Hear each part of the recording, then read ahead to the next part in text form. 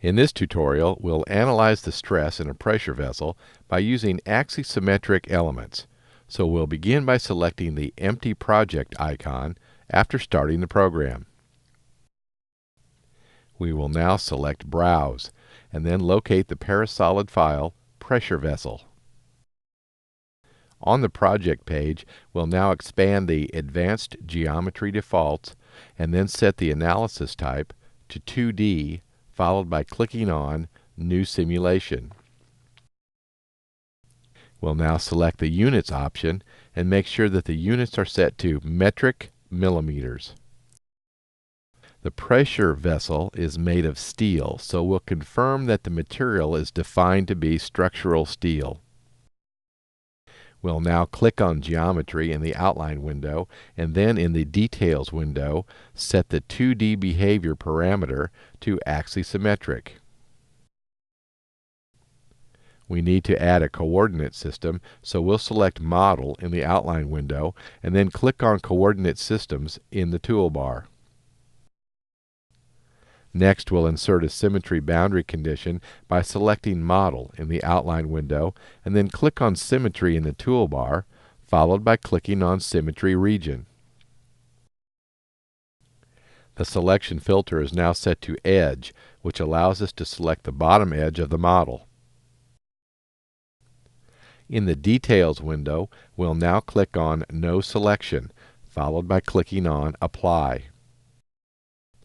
And then, to define the normal direction, we'll change the Symmetry Normal parameter to be the y-axis. The new analysis type is next defined to be Static Structural. The next step is to define the internal pressure acting on the inner edges of the pressure vessel. However, before we do this, we'll change the view to Wireframe. We'll now make sure that the selection filter is set to Edge, and then select the inside edges of the pressure vessel. In order to define the load, we'll select the Static Structural folder, and then click on Loads, and then Pressure. In the Details window, we'll now enter 100 for the magnitude of the pressure.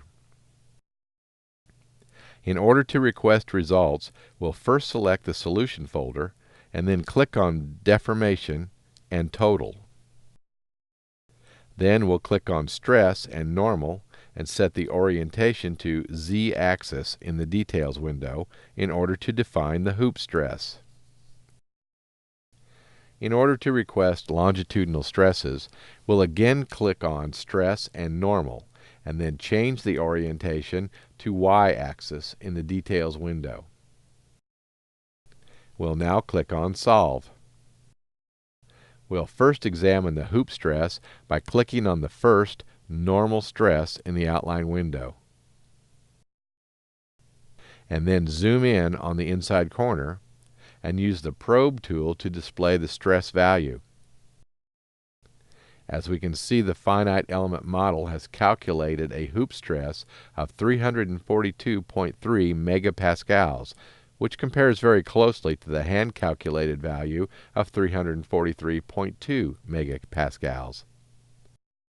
We'll now examine the longitudinal stress by clicking on the second normal stress, and again use the probe tool to display the stress value. The stress calculated by the finite element model is 121.6 megapascals, which is the same as our hand calculation.